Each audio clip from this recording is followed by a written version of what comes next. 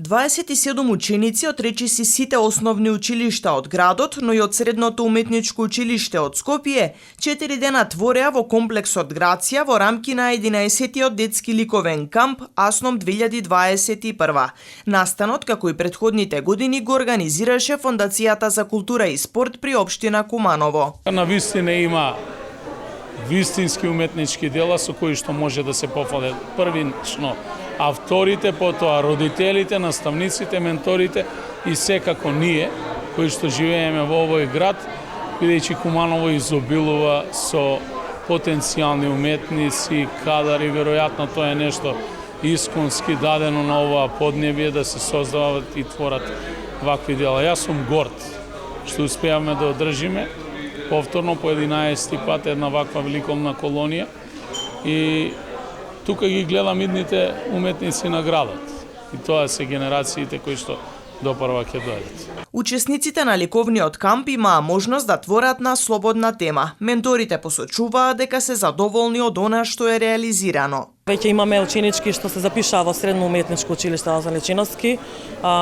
Мислам дека голем удел имаше и оваа колонија, како и нивните ментори секако, но сакат се уште да доаѓаат и ова година и наредните години сакат уште да доаѓаат.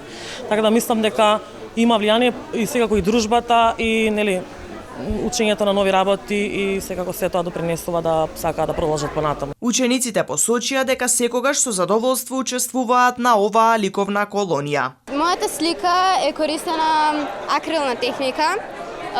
Тука има исто и маркер, оцртување со линии. Има повеќе лица, едноставно во какво опште сме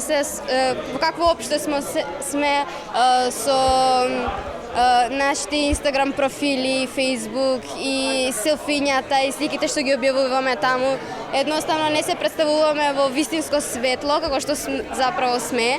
Така да на оваа слика има измешано очи, уста, разни тонови. Да се учествува на оваа колонија беше многу убаво, се запознаа многу другари. Јас сум задоволен од самиот себе како се реализираше и колонијата и јас како ја представи сликата. Што создадете, што може да ни кажете? Јас можам да кажам дека создадов пејзаж, ова е слика пејзаж каде е представена една река како тече. Ликовните творби традиционално ќе завршат во Дневниот центар за лица со интелектуална попреченост Порака наша.